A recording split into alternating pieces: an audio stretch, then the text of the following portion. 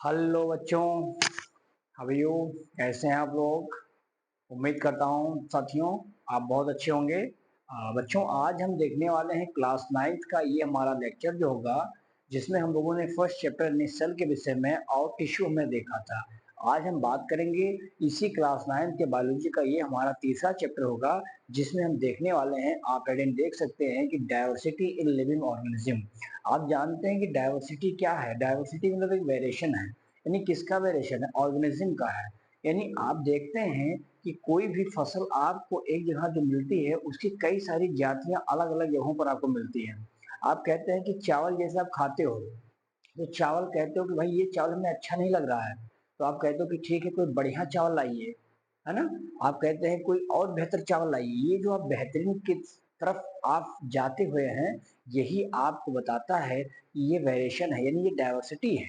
आप कुछ कदम चलते हो, आप हर 10 किलो 15 किलोमीटर पर लोगों की भाषा, बोली, पहनावा, ओढ़ावा, खान पहन ये सब बदल जाते हैं। ये जो चीजें आप देख पाते हैं, यही हमारी डाइवर्सिटी है। हम इसको देखने वाले हैं कि जो हमारा अर्थ है, इस पर लगभग लगभग मिलियंस ऑफ स्पीसीज जो आपको दिखाई पड़ते हैं, जिसके अभी 1/4 अभी तक इनके जो जाकर के सर्च आउट हुए हैं, ढूंढे जा चुके हैं। यानी इस धरती में आप देखते हैं तो अलग अलग वेरिएशन होगा। आप कभी पार्क जाते हैं तो पार्क में वेराइटीज मिलते हैं फ्लावर्स के। आप जू जाते हैं तो आपको वेराइटीज मिलते हैं एनिमल्स के। इसमें बहुत सारे हाइट, किसी किसी का साइज बहुत छोटा होता है, किसी की हाइट बहुत बड़ी होती है। जैसे आप देखेंगे एक रेडवुड होगा जिसमें इसकी हाइट 100 मीटर तक चली जाती है। एक छोटा सा माइक्रो ऑर्गेनिज्म है, उससे एक बहुत बड़ा विशाल वेल मछली आपको दिखाई पड़ती है। तो ये जो वेरिएशन दिखाई पड़ते हैं ऑर्गेनिज्म में, प्लांट्स में, ये हमारा डाइवर्सिटी है, जो कि कहाँ पर है? इस अर्थ पर आपको देखने को मिलता है। फिर हम समझेंगे कि क्लासिफिकेशन क्या होता है और क्लासिफिकेशन क्यों किया जाता है। जैसे मान लो कि एक टोकरी दे दिया जाए और उस टोकरी में बहुत सारे वैरायटीज ऑफ फल रख दिए जाए, यानी बनाना है, मैंगो है, एप्पल है, ये तमाम चीजें रख दी जाती हैं। अब आपको क्या करना है, कह दिया जाए कि भाई इसको आप अलग करिए, तो बनाना का जो समूह होगा उसको आप बनाना में रखेंगे, फिर अमरूद का जो समूह होगा उसके ग्रुप में अलग रख देंगे। यानी जो ग्रुपिंग आप कर रहे हैं किसका? किसी भी फ्रूट का, किसी भी ऑर्गेनिज्म का, किसी भी प्लांट का, किसी भी एनिमल का, इसी को क्लासिफिकेशन कहा जाता है। ये अभी जब इस टॉपिक में आएगा तो मैं हर एक चीज आपको बकायदा बताने वाला हूँ। तो चलिए, आज का क्लास हमारा एज ए इंट्रोडक्टरी पार्ट होगा, जो कि बहुत इंपॉर्टेंट होगा। ये ज्यादा से ज्यादा साथियों हम लोग इसको 2 या 3 लेक्चर में इसको कंप्लीट करेंगे इस चैप्टर को। और बहुत ही मजा वाला चैप्टर है, दमदार चैप्टर है, समझने वाली चीजें हैं। ठीक है, तो चलिए लेट नहीं करते हैं, अपना नोट्स निकाल लीजिए और जो इंपॉर्टेंट बातें मैं लिखाता चलूंगा, लिखते जरूर चलेंगे। ठीक है, चलिए आगे इसमें देख लेते हैं। लिखा है डाइवर्सिटी इन लिविंग ऑर्गेनिज्म। सबसे पहले तो साथियों आप यही बता दो कि क्या होता है। आप इसमें देखते हैं कि वेराइटीज ऑफ एनिमल किसकी है? Variety of animals. जैसे कि अगर पूछा जाए, आप जू में जाते हो तो जू में आपको क्या मिलते हैं? डिफरेंट टाइप्स ऑफ एनिमल्स, है ना? वहीं पर आप कहीं गार्डन में जाते हो, गार्डन में आपको क्या मिलते हैं? डिफरेंट टाइप ऑफ प्लांट्स मिलेंगे। यानी इसमें बहुत छोटे भी होंगे, हर्ब्स भी मिल जाएंगे आपको, शब्स भी मिलेंगे, और आपको ट्री भी मिलेंगे, ईटीसी।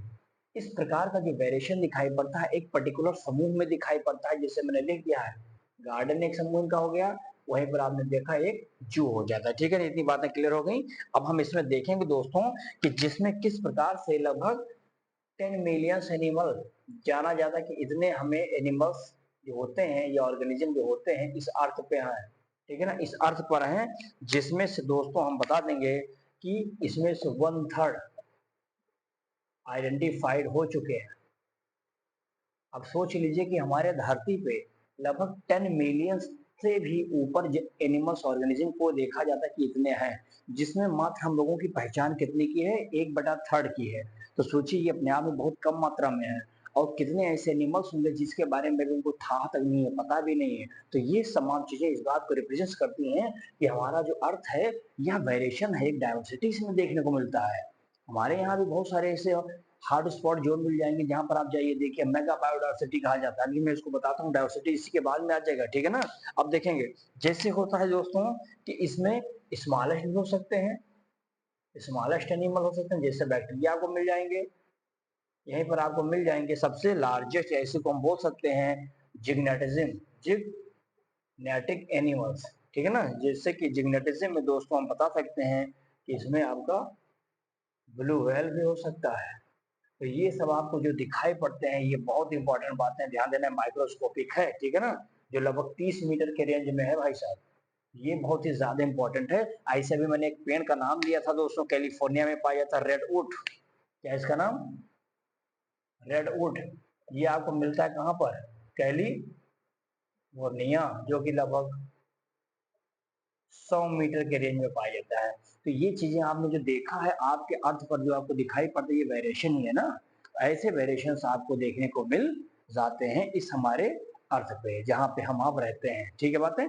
अब हम समझने की कोशिश करेंगे दोस्तों कि आखिर फिर बायोडाइवर्सिटी क्या है, उसी का एक समूह है। देखो, बायोडाइवर्सिटी देखो एक बहुत इंपॉर्टेंट है, बहुत ही इंपॉर्टेंट है। इसके बारे में बताता हूँ। एक scientist Walter G Rosen, Walter G Rosen, ये भाई साहब लोगों ने 1985 में सबसे पहला जो टर्म दिया था बायोडाइवर्सिटी, उन्होंने क्या कहा? देखो, बायो मीन्स बताया लिविंग, है ना। डाइवर्सिटी मीन्स बताया कि वैरायटीज ऑफ एनिमल्स। ध्यान से देखना, जानवरों या वैरायटीज एनिमल्स की जो वेरिएशन दिखाई पड़ती है, जो वैरायटीज दिखाई पड़ती है, ये हमें बायोडाइवर्सिटी के अंतर्गत समझने को मिलता है, जिसके विषय में सबसे पहले टर्म कॉइन किया था वाल्टर जी रोजन इन 1985। इन्होंने क्या टर्म्स दिया था इसको भी मैं लिख देता हूँ, ध्यान से देखना। इन्होंने कहा कि ये मतलब होता है डाइवर्सिटी ऑफ लाइफ। क्या होता है ये? डाइवर्सिटी ऑफ लाइफ फॉर्म, ठीक है ना, लाइफ फॉर्म। अक्रेंस, ये कहां पर अक्रेंस होगा इनका? ध्यान देना, अक्रेंस बता देंगे हम लोग of of different living organism, of different living organism and their varieties and their varieties of a particular region। अर्थात हम बता रहे हैं इसमें कि एक पर्टिकुलर जगह है, उस पर्टिकुलर जगह में कितने ज्यादा डिफरेंट काइंड के जो वेराइटीज मिल रही हैं किसी भी एनिमल्स की, किसी भी प्लांट्स की, यही तो बायोडाइवर्सिटी कहता है ना। और बायोडाइवर्सिटी जितना ज्यादा होगा भैया, उतना ज्यादा जान लो जिस पौधे की बायोडाइवर्सिटी या जिस पौधे की जो पॉपुलेशन है, संख्या है, नंबर है, जितना ज्यादा होगा वह इस अर्थ पे अपने आप को उतना ज्यादा स्टेबल कर पाएगा, है ना। अभी आपकी संख्या अगर ज्यादा ना रहे तो आदमी भी धीरे धीरे विलुप्त हो जाए, लेकिन हमारी पॉपुलेशन बढ़ती चली जा रही है डे बाई डे, तो हमारी जो स्टेबिलिटी है इस अर्थ पे मेंटेन है, राइट। इतनी बातें हम लोग इसमें समझ रहे होंगे। चलिए एक बात और इसमें बताता हूँ। देखो, अब हम बताते हैं कि ये बायोडाइवर्सिटी ज्यादा देखने को कहाँ मिलता है। ये बायोडाइवर्सिटी जो होता है ज्यादातर आपको भैया जो देखता है किस रेंज में मिलता है, तो यहाँ पर आप देख सकते हैं कि जो ट्रॉपिक ऑफ कैंसर, ध्यान से देखना, ट्रॉपिक ऑफ कैंसर, और साथ ही साथ ट्रॉपिक ऑफ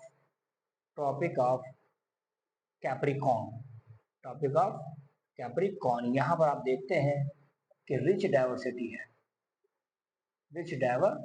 यानी कि सबसे ज्यादा, जैसे हमारा अर्थ है ना, देखो जैसा अर्थ है, ये हमारा क्या भाई साहब, ये हमारा 0 डिग्री है, इक्वेटर है। ध्यान से देखना, इक्वेटर है। इसके 23.5 नीचे आप देख सकते हैं किस तरह से ये हमारा कर्क रेखा है, यानी जिसको आप टाइम या इसको बोलते हैं ना ट्रॉपिक ऑफ कैंसर, और यहीं पर आप देख सकते हैं कि ट्रॉपिक ऑफ कैप्रिकॉर्न, यानी इसको मकर रेखा जो भी 30 हाफ पे होता है, एक नॉर्थ में एक साउथ में है। तो इस रेंज पे देखेंगे, इस रेंज पर सबसे ज्यादा जो वेरिएशन मिलेगा, वैरायटी मिलेगी, या किसी भी जानवर की, किसी भी पौधे की, प्लांट्स की जो वैरायटी डिफरेंट काइंड्स की मिल रही है, सबसे ज्यादा इस रीजन पर आपको मिल रही है। यानी यहीं पर आप देखेंगे कि आपको माइक्रो ऑर्गेनिज्म खूब मिलेंगे, आपको इसी में प्लांट भी खूब मिलेंगे, है ना। इसी में आप देख सकते हैं कि आपको एनिमल्स देखने को मिलता है, समझिएगा, क्योंकि ये एरिया बहुत ही फेवरेबल होता है, फेवरेबल है। और दूसरी चीज यहाँ पे सनलाइट का भी मतलब कह सकते हैं कि रिच ज्यादा होती है, और जहाँ टेम्परेचर ज्यादा रहता है, तो टेम्परेचर ज्यादा रहेगा तो वेरिएशन जो होता है, वैरायटी जो रहती है फसलों की, जानवरों की, ज्यादा देखने को मिलती है। क्या मेरी बात समझ आई? इसलिए जहां पर ज्यादा है इसको हम मेगा बायोडाइवर्सिटी के रूप में जानते हैं। इसको हम लोग क्या बोलते हैं? मेगा बायो या मेगा डाइवर्सिटी कर इसको डायरेक्ट, हाँ ऐसे ले लो, इसको बोलते हैं मेगा डाइवर्सिटी। क्या मेरी बात क्लियर है भाई साहब? किसी को कोई दिक्कत होना नहीं चाहिए। तो ये जो मेगा डाइवर्सिटी देखने को मिलता है, ये इस बात का संकेत है कि इस पर्टिकुलर स्थान पर, इस पर्टिकुलर रीजन पर जो डाइवर्सिटी है, जो वैरायटी है जानवरों की, फसलों की, प्लांट्स की, ये सबसे अत्यधिक है। So it is called the mega diversity. ये चीज और ना करना। अभी तक दोस्तों हम देखते हैं कि लगभग टोटल जो है, टोटल स्पीसीज जो है, टोटल जो स्पीसीज है इस अर्थ पर, चाहे उसमें प्लांट हो, चाहे उसमें एनिमल्स हो, चाहे उसमें माइक्रो ऑर्गेनिज्म हो, माइक्रो ऑर्गेनिज्म हो, ध्यान से देखना इस बात को। ये लगभग लगभग हम देख सकते हैं दोस्तों कि हमारे यहाँ पर लगभग लगभग दोस्तों ये कितने पाए जाते हैं, ये हम देख सकते हैं कि लगभग लगभग 8% अर्थ पे है। किस पे? Of India. यानी हम पूरे वर्ल्ड की बात नहीं करते हैं। वर्ल्ड में मान लो 100% है, तो उसका 8% ये जो वेरिएशन आपको दिखाई पड़ते हैं स्पीसीज की, यानी प्लांट्स, एनिमल, माइक्रो ऑर्गेनिज्म, 8% उसका हमारे इस भारत की धरती पे है। ये बात ये कहना चाहता है इस पॉइंट में, तो इसको बहुत ही इंपॉर्टेंट है, ध्यान समझ लीजिएगा। क्या दिक्कत कोई आ नहीं रही होगी? क्लियर है बात? चलिए इसका सॉल्व लीजिए, फिर मैं क्लासिफिकेशन बता देता हूँ क्या।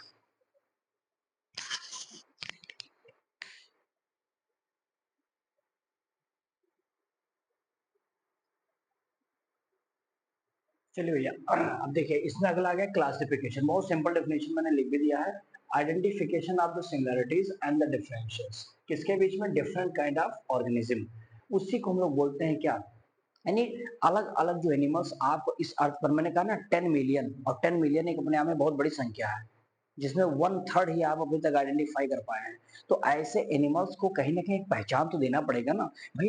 कोई चीज रेंग रहा है, क्रीप कर रहा है, तो एक अलग ग्रुप बना दीजिए जिससे हम पहचान हो जाए कि अगर हमको कोई कहे तो हम डायरेक्टली दिमाग लगा पाए कि रेंगने वाले उसी ग्रुप में आते हैं। मैंने कहा रेप्टाइल्स, हमने कहा जो पानी में पाए जाते हैं और साथ ही साथ लैंड पर होते हैं, दोनों स्थान पर जो terrestrial as well as aquatic होते हैं, ऐसे एनिमल्स, ऐसे प्लांट्स या ऐसे जानवरों को हमने कह दिया एक ग्रुप बना दीजिए, जिसका नाम मैंने एम्फीबियंस कह दिया है ना।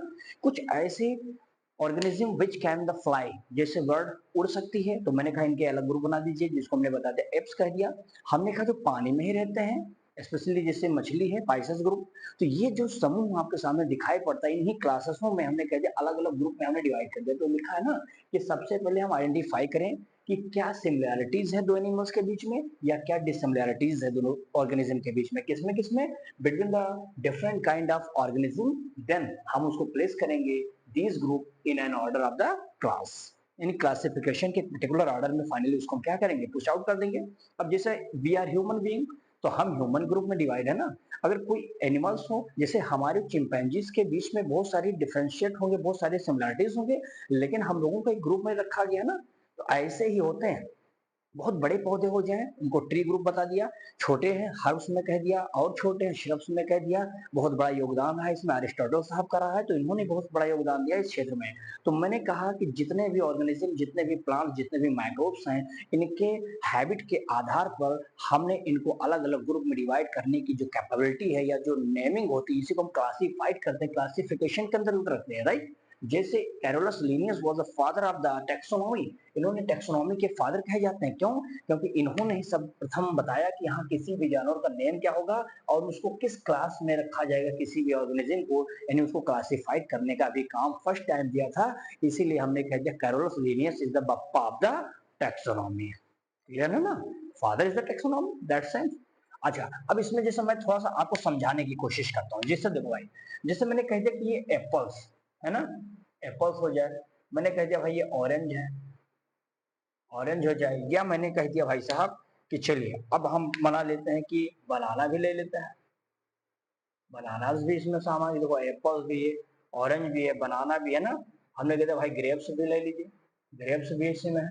अब देखिए हमने इन सबको एक टोकरी में भर दिया ऐसा, ध्यान से देखना, टोकरी में दे दिया, बहुत सारे भरे पड़े हैं।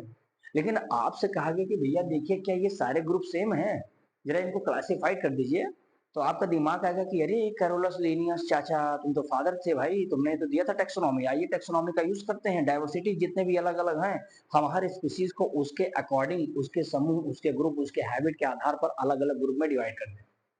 यही तो हमारा है ना भाई साहब, क्लासिफिकेशन। तो मैंने जब एक टोकरी में भरा हुआ फल देखा जिसमें एप्पल भी, अच्छा एक साथ मैंने कह दिया फल, लेकिन क्या सारे फल एक ही समूह से बिलोंग करते हैं, एक ही ग्रुप से आते हैं? जी नहीं। हमने कहा एप्पल, तुम बेटा तुम अलग हो जाओ, ऑरेंज तुमको अलग कर दिया, बनाना तुम्हें अलग कर दिया, ग्रेप्स अलग कर दिया। ये जितनी भी फ्रूट्स आपको दिखाई पड़ते हैं, इनको हमने सबको अलग अलग क्लासिफाइड कर दिया। तो यही तो करना है भैया, क्लासिफिकेशन यही कहता है। एक एग्जाम्पल से मैंने समझाने का काम किया था ये बात, आई होप कि आपको समझ में आ गया होगा। ठीक है, चलिए अब यहीं पे मैं थोड़ा सा बता देता हूँ भाई कि इवोल्यूशन क्या है, क्योंकि ये भी बहुत ही इंपॉर्टेंट लाइन है। तो इवोल्यूशन इज वेरी इंपॉर्टेंट, क्योंकि इवोल्यूशन आप जानते हैं ये बनता कैसे होगा। तो कंटिन्यू वेरिएशन अगर किसी में हो जाए तो इवोल्यूशन बन जाता है, ये भी ध्यान रखना। लिख लो चाहो तो यहीं पर,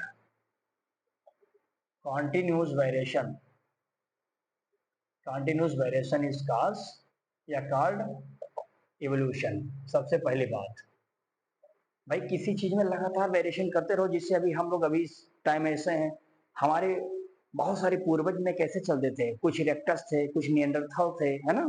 तो ये सब बेचारे चल नहीं पाते थे सीधे, लेकिन एक ग्रेजुअल चेंज जो हजारों साल बाद की, जिसमें आज हम आपके ऐसे हम आपके सामने खड़े हैं। तो दिस इज ऑल्सो कहते हैं वेरिएशन हुआ होगा, और वेरिएशन से एक एवोल्यूशन तैयार हो गया, जो कि होमो सेपियंस के रूप में आपके सामने हम सब देख ही रहे हैं। दैट इज द एवोल्यूशन, जो कि कैसे हुआ होगा, by the means of the variation. ये क्या कहता है वेरिएशन, ये कहता है भैया कि इवोल्यूशन जो है ना, एक एक प्रोसेस है, ग्रेजुअल चेंज है। क्या है ये, ग्रेजुअल चेंज होता है, ग्रेजुअल ग्रेजुअल चेंजेस बहुत इंपॉर्टेंट है। ग्रेजुअल चेंजेस को या डेवलपमेंट, ये इसी को आप बोलते हैं डेवलपमेंट ऑफ, किसका, development of different kind of, different kind of organism. ठीक है ना, ये लिविंग, ऐसे बोलो different kind of living organism. ठीक है ना, इतनी बातें ठीक है। अब प्रश्न आता है कि कौन थे ये। तो एक साइंटिस्ट का नाम है, मैं और लिख दिया, चार्ल्स डार्विन साहब। क्या नाम है इनका, चार्ल्स डार्विन साहब जो थे, ये बहुत खतरनाक खिलाड़ी थे भैया। इन्होंने ही तो सबसे पहले मतलब दिया था, फर्स्ट एक्सप्लेन किया था, क्या बताया, फर्स्ट टाइम डिस्क्राइब किया था भैया इवोल्यूशन को। किसको, इवोल्यूशन को पहली मतलब डिस्क्राइब किया था उन्होंने 1859 में। और एक बुक इनकी थी, उस बुक का नाम भी ध्यान रखिएगा, पूछा जाता है, मैं कलर बदल देता हूँ, ध्यान दीजिएगा। बुक का नाम है ओरिजिन ऑफ स्पीसीज। क्या नाम है इनका, द ओरिजिन ऑफ स्पीसीज। क्या बात समझ में भैया, ये जो इनका अपना एक किताब था ओरिजिन ऑफ स्पीसीज में, सबसे पहली मर्तबा इन लोगों ने भाई साहब ये बता दिया कि देखिए देखिए, सबसे पहले जैसे ओरिजिन ऑफ स्पीसीज जब मैंने कहा, तो इसमें आप समझ लीजिए कि जितनी भी स्पीसीज होंगी, इनका स्पीसीज का ओरिजिन कैसे हुआ होगा, इनकी उत्पत्ति कैसे हुई, इसके बारे में सबसे पहले किसी ने बताया था, तो हमारे चार्ल्स डार्विन साहब थे। इनका बहुत बड़ा योगदान है डार्विन साहब का, ध्यान दीजिएगा इस विषय में। देखिए इन्होंने, हालांकि प्रिमिटिव के बारे में तो हमने बताएंगे, लेकिन एक ग्रुप इन्होंने दिया था। इस ग्रुप में बताता हूँ, एक क्लासिफिकेशन है जिसका नाम है, ऐसे लिख लेता हूँ, थोड़ा कलर बदल देता हूँ। देखो हायरार्की, क्या बोलते हैं इसको, हायरार्की। ठीक है ना, HIERARCH, हायरार्की ऑफ कैरेक्टर्स, या क्लासिफिकेशन भी लिख दो, सीधा कहो इसको क्लासिफिकेशन। कैसे क्लासिफिकेशन बनाया था इन्होंने, बहुत सिंपल है। देखो सबसे पहले आप जानते हैं कि किसी भी सबसे टॉप पॉइंट पर, किसी भी ऑर्गेनिज्म, किसी भी प्लांट्स, किसी भी माइक्रोब्स को डिवाइड करते हो, तो सबसे टॉप पर आपको क्या दिखाई पड़ता है, तो इसका एक किंगडम होगा। यहीं से लिखता हूँ, देखो एक किंगडम होता है। क्या होता है इसका, किंगडम दिखाई पड़ता है। मिला इतना बातें। फिर ये धीरे धीरे किसमें बदलता है, फाइलम में। किसमें आता है, ये फाइलम में आता है, जिसमें एनिमल्स के केसेस में लगभग यही होता है। एनिमल्स में ये होता है, प्लांट के केसेस में जब आओगे तो डिवीजन मिलता है। क्या मिलता है, ये डिवीजन किसमें, प्लांट्स में। क्या इसमें कोई तकलीफ किसी को है, हमने कहा पहले किंगडम में डिवाइड कर दिया, फिर मैंने फाइलम में किया। फाइलम में एनिमल्स अगर है तो डिवीजन कह देना, सॉरी प्लांट्स है तो डिवीजन कह देना, अदरवाइज हम इसमें एनिमल्स के केस में फाइलम के रूप में जानते हैं। क्या बात क्लियर है? अब देखो तीसरे नंबर पे क्लास होता है, कौन आते हैं इसमें? क्लास। फिर कौन आता है? ऑर्डर आता है, ठीक है ना। फिर कौन आ जाएगा? फैमिली। फिर ना फैमिली के बाद आप देख सकते हो कि जीनस, कैपिटल से लिखना होगा, जीनस है ना। और फाइनली इसमें आता है भाई साहब लास्ट में आपका स्पीसीज। ये जो चीजें आप देख पाते हो ना, यही बताती हैं कि किस तरह से किसी भी एनिमल्स को, किसी भी ऑर्गेनिज्म को डिवाइड करना है। तो ये मेथड आपको लगाना आवश्यक है। ये हायरार्की क्लासिफिकेशन के आधार पर बता दिया गया कैसे डिवाइड करना, ठीक है। तो चलिए इसका सॉल्व लीजिए, फिर आगे बताता हूँ, राइट।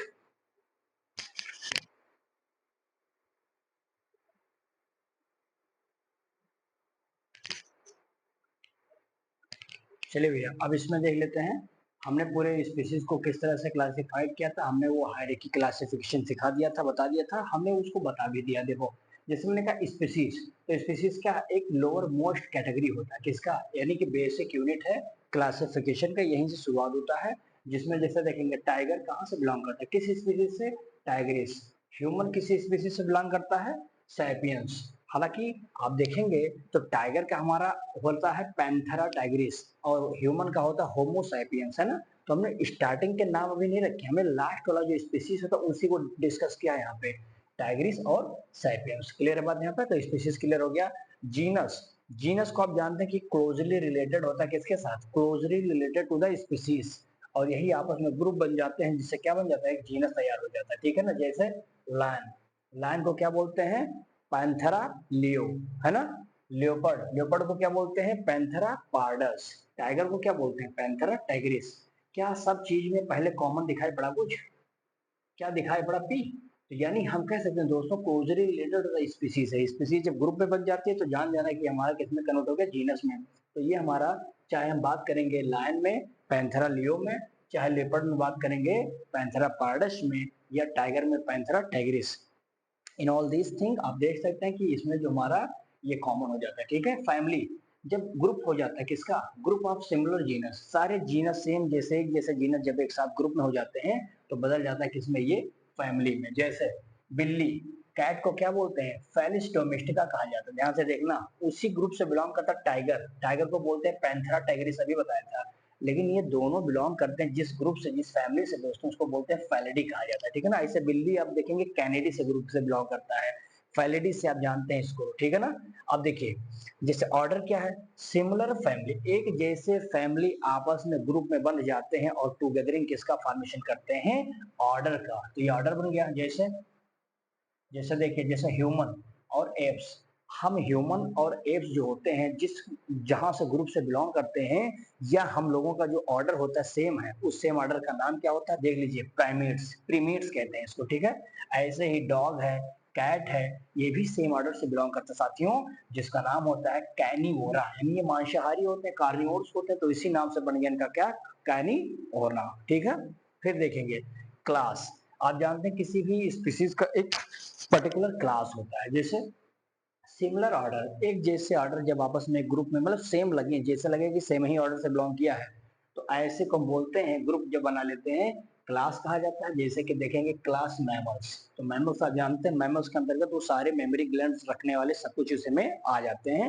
यानी हम समझ लिया ये सब एक ही, यानी जो अपने बच्चे को स्तनपान करा सकते हैं वो सब एक ही क्लास से बिलोंग करते हैं, और इसको हमने रख दिया किस ग्रुप में? मैमल्स के ग्रुप में, चाहे वो मंकी हो चाहे डॉग हो, ये आप समझिएगा थोड़ा सा इसको। फाइलम, फाइलम जानते हैं जब क्लोजली रिलेटेड होता है क्या? क्लास, और ये भी ग्रुप बना देता है तो बना देता है क्या? फाइलम। जैसे मैंने लिखा class like mammals, fish, amphibia, reptiles, birds, ये सब के सब जिस फाइलम से ग्रुप से बिलोंग करते हैं उस फाइलम का नाम है कॉर्डेट्स। क्या कहते हैं? कॉर्डेटा कहा जाता है। तो समझ में आया? फाइलम जिससे ग्रुप से बिलोंग किया उसका नाम क्या है? कार्डेटा। कार्डेटा में ही एम्फीबियंस है, फिश है, बर्ड्स है, ये सब तमाम चीजें जो आपके सामने दिखाई पड़ती हैं, मैमल्स वगैरह, सब इसी में आते हैं। फिर देखेंगे किंगडम, किंगडम आप जानते हैं कि सिमिलर फाइला, एक जैसे फाइला या फाइलम जब एक साथ ग्रुप में आ जाते हैं, so that is called as kingdom कहा जाता है। यही कॉन्स्टिट्यूट क्या करते हैं? बनाते हैं, किंगडम बनाते हैं। जैसे आप जानते हैं जितने भी एनिमल्स होते हैं, all the animals belong from the same kingdom, उस किंगडम का नाम क्या है? Plant kingdom. ऐसे देखेंगे किंगडम का नाम है एनिमेलिया, एनिमल्स अगर है तो ध्यान रखना एनिमेलिया, ठीक है ना। किंगडम एनिमल्स कहते हैं, एनिमेलिया भी कहते हैं। और सारे प्लांट जिस ग्रुप से बिलोंग करते हैं उस किंगडम का नाम क्या हो जाता है, किंगडम प्लांटी या प्लांट ग्रुप कहते हैं। ठीक है, आई होप कि आपको समझ में आ रहा होगा। ठीक है, अब एक यहाँ पे नोट देख लीजिएगा, बाइनोमियल नोमेनक्लेचर क्या है। देखिए बाइनोमियल नोमेनक्लेचर मतलब होता है बाई माने दो, नोमियल माने नाम। किसी भी, जैसे आपका नाम है हीरो, या जैसे मान लो आपका नाम है बुधई, तो गांव में आपको लोग बुधई कहते हैं, लेकिन हो सकता है जब आप स्कूल जाते हो, विद्यालय जाते हो, या प्रोफेशनली आपको कोई दूसरे नाम से जानता हो, यानी बाहरी नाम आपका सुधई हो जाए, तो बुधई और सुधई ये एक ही आदमी है जिसका अलग अलग स्थानों पे अलग अलग नाम होता है। तो यही कहते हैं कि binomial nomenclature is means the any organism, any species, any plants, any animals having the two name has given by the first time the Carl Linnaeus in 1707 to 78। सबसे पहली मर्तबा कार्ल लिनियस साहब ने बताया था कि बाइनोमियल जो nomenclature होता है ये क्या होता है, there is a two name system है ये ऑफ ऑर्गेनिज्म। किसी भी ऑर्गेनिज्म के दो नाम वाले जो सिस्टम्स होते हैं इसी को बाइनोमियल नोमेनक्लेचर कहते हैं, जिसको सबसे पहले कार्ल लिनियस साहब ने 1760 से 78 के बीच में क्लियर किया। जैसे मैं बताऊं, जैसे आम लिखा है, ठीक है, आम का नाम क्या होता है भाई, तो इसको देखना मैग्नीफेरा इंडिका, इसको एक तो आम कहते हो, एक नाम और है मैग्नीफेरा, मैग्नीफेरा इंडिका कहा जाता है। ठीक है ना, फ्रॉग, फ्रॉग का एक नाम होता है राना टिग्रीना, राना टिग्रीना। ठीक है ना, फिर वहीं पर आप देखेंगे साथियों जिसका नाम होता था फेलिस डोमेस्टिका। ठीक है ना, फेलिस डोमेस्टिका, डोमेस्टिका, तो ध्यान देना, ये हमारा जो होता है फेलिस डोमेस्टिका के रूप में आपके सामने, ये आप हमारे सामने आपका क्लियर हो गया। ठीक है ना, कोई दिक्कत इसमें होना नहीं चाहिए। तो ये जो आपके सामने मस्का डोमेस्टिका दिखाई पड़ता है ये पूरा लिख देता हूँ मैं, देखो मस्का, ये इसी को आप बोलते हैं मस्का डोमेस्टिका। वाइट क्लियर है, तो आपने देखा मक्खी को, हाउस फ्लाई को मस्का डोमेस्टिका भी कहते हैं, मैंगो को मैग्नीफेरा इंडिका भी कहते हैं, फ्रॉग को राना टिग्रीना भी कहते हैं, व्हीट को टिक्का मेस्टिबम भी कहते हैं, राइस को ओराइजा सटाइवा भी कहते हैं, नीम को अजाडी रॉक इंडिका भी कहते हैं, रोज को रोजा इंडिका भी कहते हैं। यानी जितने भी स्पीसीज एनिमल्स प्लांट दिखाई पड़ते हैं जिसके एक और नाम होते हैं, अर्थात उनके जो साइंटिफिक नेम होते हैं उसी को हम ले करके, और उनका कॉमन नेम जो होता है ये नेटिव नेम, ये दोनों मिल करके बाइनोमियल नोमेनक्लेचर के अंतर्गत या सिस्टम के अंतर्गत आते हैं, जो कि कार्ल लिनियस ने सबसे पहले 1760 से 78 के बीच में एक्सप्लेन किया था। क्या बात समझ में आ रही है? तो चलिए साथियों आज इतना ही रखेंगे। उम्मीद करता हूँ कि आज का ये पहला लेक्चर हमारा क्लियर हो गया होगा, समझ में आया होगा। अब इसमें एक दो लेक्चर और बच्चे होंगे वो भी देख लेंगे, फिर इस चैप्टर को क्लोज करेंगे, क्योंकि हमारे पास इसके बाद भी एक चैप्टर जो इंपॉर्टेंट होगा वो भी होगा। ठीक है ना, तो चलिए इतना आप बढ़िया से पढ़िए, और वीडियो अच्छा लगा होगा साथियों तो लाइक कमेंट से जरूर करिएगा। बाकी अगर कोई दिक्कत आती है तो कमेंट बॉक्स में आप अपना क्वेश्चन डाल सकते हैं, कोई भी सुझाव, कोई सजेशन, कोई क्वेश्चन, आपको you can send your message in your box. ठीक, चलिए इतना बात करते हैं, बाकी मिलेंगे एक नए लेक्चर के साथ। तो बहुत बहुत शुक्रिया आपका, इसमें सॉल्व